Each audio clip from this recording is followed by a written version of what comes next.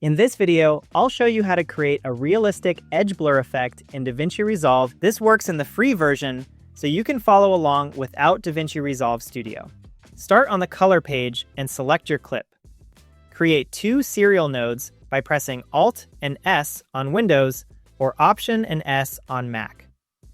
The first node will define the mask, and the second node will handle the blur. Select the second node, open the Effects panel, search for Tilt Shift Blur, and apply it to the node.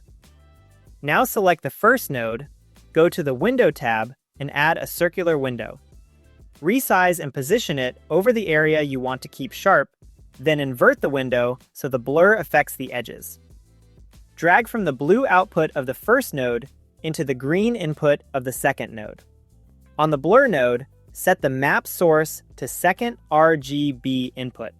Then enable Blur Strength Preview. Use the near and far blur range controls to soften the transition. Turn off Blur Strength Preview, then adjust the blur strength to taste.